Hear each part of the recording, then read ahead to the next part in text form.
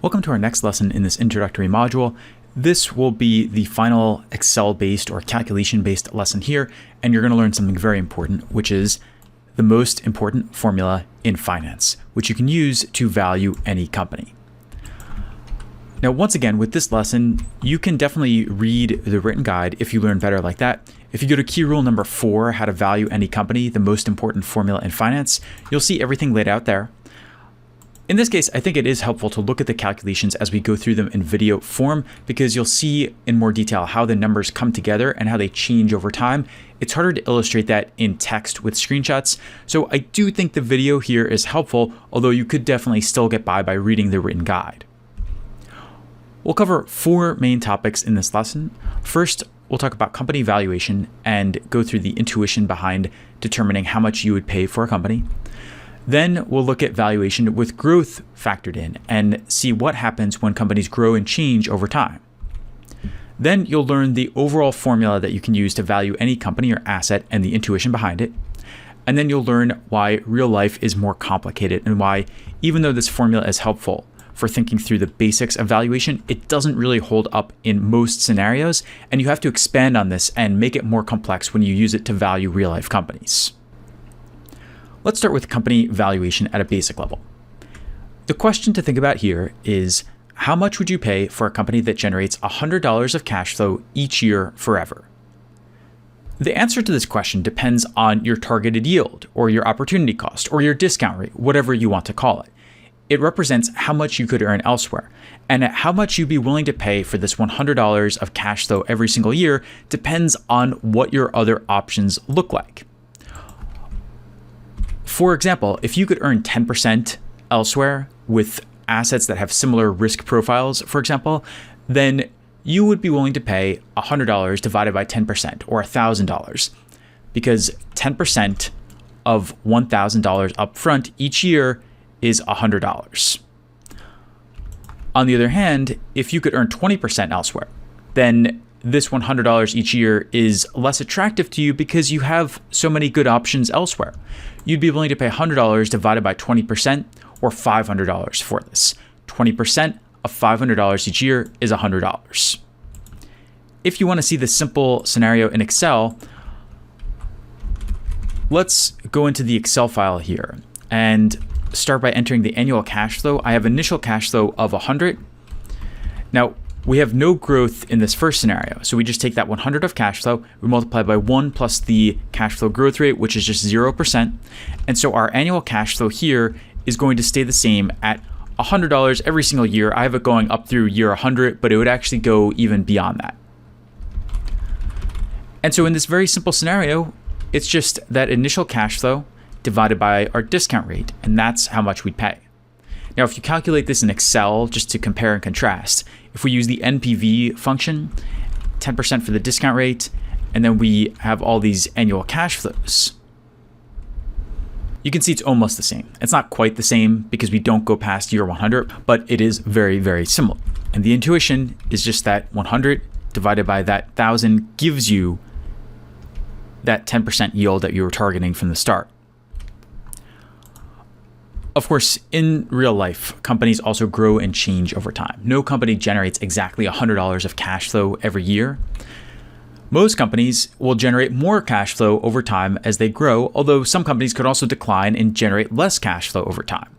Either way, though, there is some type of growth rate or contraction rate that you have to factor in when you're dealing with companies that actually change. Now, if there's growth, you can afford to pay more upfront and still earn that same yield you're targeting. So you could still get that same discount rate, that same opportunity cost or targeted yield if you pay more upfront, because growth will get you more for your money in the future. If you look at the annual yield in this scenario, it starts out low, but it keeps rising over time as cash flow increases. As that cash flow increases, it keeps increasing the discount rate in the long term. To see this in Excel, let's go down to scenario number 2, how much a company's worth when we have growth. Let's start by once again entering the annual cash flows here. We start out at this initial cash flow of 100.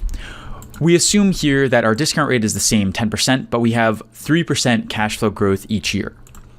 So in year 2, we'll take that 100, we'll multiply by the 1 plus 3%, and we'll anchor the 3% part.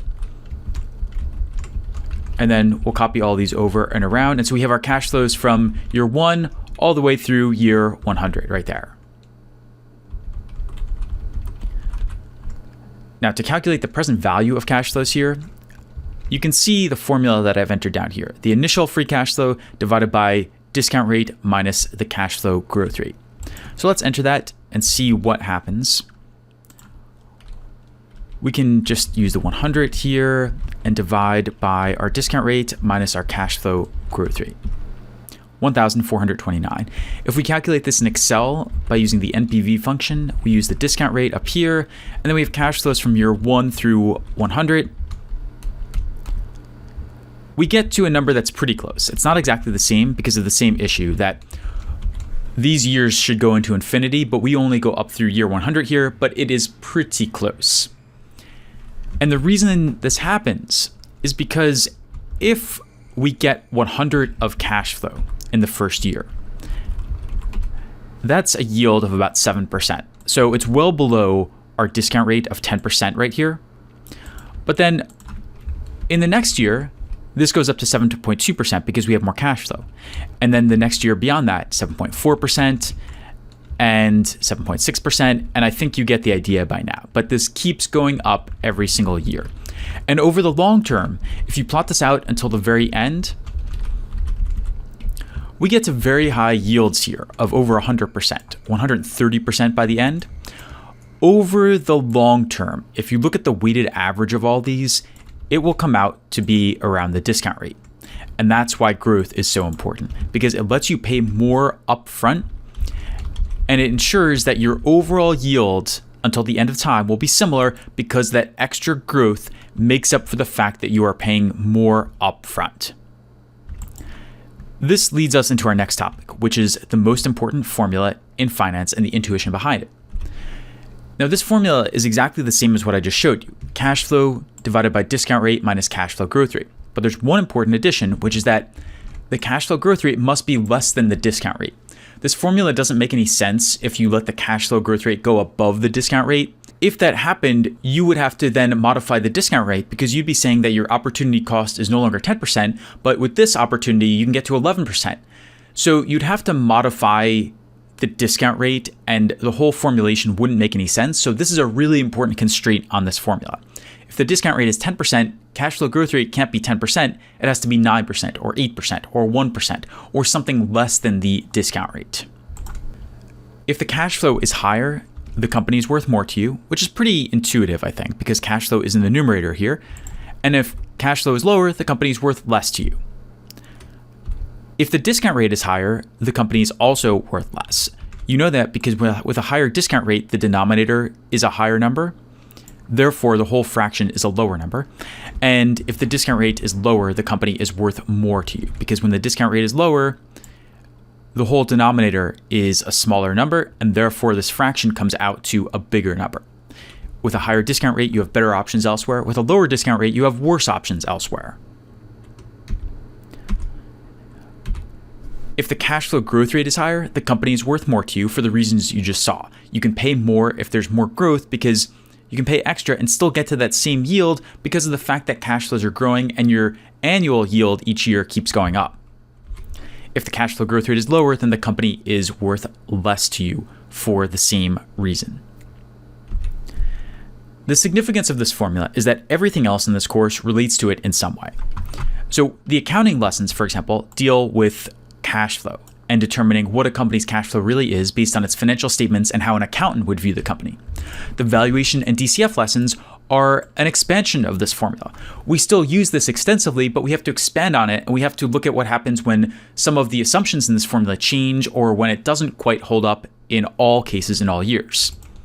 Even the lessons on M&A deals, mergers and acquisitions, LBOs, leverage buyouts relate to this in some way, because one of the ways that you can judge how good an acquisition or a buyout of a company will perform is by using this formula and seeing what the cash flows look like over time and what the potential returns look like compared to the discount rate. So everything in the course is related to this formula in some way, either going into part of it in more detail or expanding the formula or using this formula in some different approach. Let's now look at why real life is more complicated and why, even though it's useful to think about this formula conceptually, it gets more complex and you can't quite rely on it in all real life scenarios. The first problem is that companies' growth rates change over time. No company out there is going to grow at 3% or 5% or 2% each year, every single year until the end of time. Companies tend to grow quickly in the beginning when they're first starting out, but then their growth rates tend to slow down over time as they mature. So cash flow might grow at 10% this year, and then 7% next year, and then 5% the year after that. Another problem is that the discount rate might also change over time as a company's risk and potential returns change. So if you're looking at a new technology startup, for example, the discount rate will be really high, 30%, 50%, maybe even higher, because there's so much risk.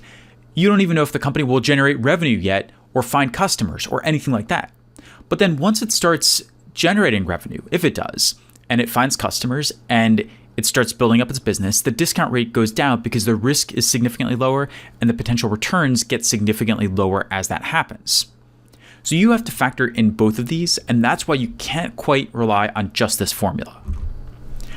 You often project the first 5 to 10 years of a large public company using custom numbers that you create. You come up with your own estimates for their cash flow and growth rates and discount rates, and then you assume the company stabilizes after that.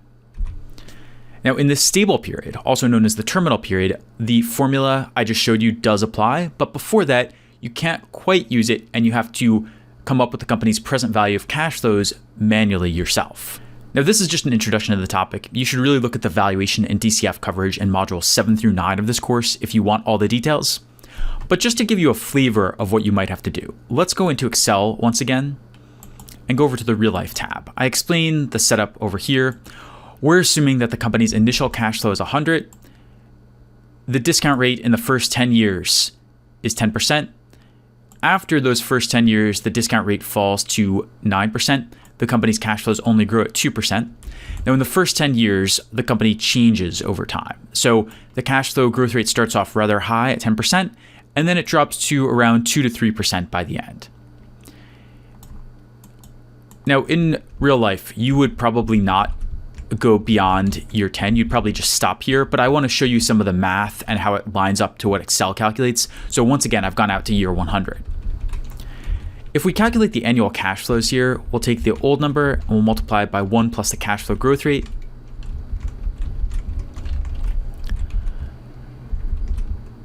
So we have this through year 10 and then ultimately through year 100 by the end. Now, for the present value of cash flows in years 1 through 10, the period where the company is actually changing, we can use the NPV function. The discount rate is the same each year, so we can just use this built-in Excel function. And we can take year 1 through year 10, the cash flow in each of those years. So we have that. Now, for the next period, we can take the very first cash flow in year 11, which is the first year of the stable period or terminal period. And then we can divide by the discount rate minus the cash flow growth rate in that period. So we get to that. Now we have to discount this value to present value today because this number is the present value as of the end of year 10 or the beginning of year 11. But we want to figure out what the company's worth today all the way back in year 0, right before year 1 even begins. So we discount this based on 1 plus the discount rate of 10%. We're using 10% because that's the rate that applies in the first 10 years. We raise it to the power of 10 and we get our discounted value like that. And the implied company value is just what its cash flows are worth in years 1 through 10, and then what its cash flows are worth beyond the end of year 10. And that's a flavor of how we can get to a company's implied value in a very simple way. We would then compare this to its current value and see if the company is worth investing in. So if its asking price is above this, then it might be overvalued. If its asking price is below this, then it might be undervalued and it might be worth investing in. Or if it's about the same as this, then maybe it's appropriately valued and we don't do anything right now. Again, we get into all of this in a lot more detail further on in the course, modules 7 through 9, but I want to give you a flavor now and explain how and why this formula is important. Let's do a recap and summary. With company valuation, the amount that you pay for a series of cash flows depends on your discount rate or opportunity cost or targeted yield. If it stays the same each year, then a company's value is just the cash flow each year divided by that discount rate. So 100 divided by 10% gives you 1,000. Now, if there's growth involved, then the formula becomes cash flow divided by discount rate minus cash flow growth rate, because if a company is growing more quickly, you can afford to pay more upfront and still get to that same targeted yield. The formula is exactly what I just stated, cash flow divided by discount rate minus growth rate, where the growth rate must be less than the discount rate. The intuition is that a company is worth more if its cash flow is higher. A company is also worth more if its discount rate is lower, because it means you have worse options elsewhere. And finally, a company is also worth more if its cash flow growth rate is higher, because you can afford to pay more for that extra growth. Real life gets more complicated because companies change over time, so you can't use just that formula. You tend to project companies for 5, 10, 15, or even 20 years. You calculate the present value of cash flow in those years, and then beyond that, you can apply this formula, and then you can discount those far in the future cash flows to their present value today, add up everything, and determine the company's implied value. That's it for this lesson. Coming up next, we will look at what makes financial modeling difficult and why we need an entire course to explain all the nuances, even though we've been over the fundamentals and most important concepts in this introductory module.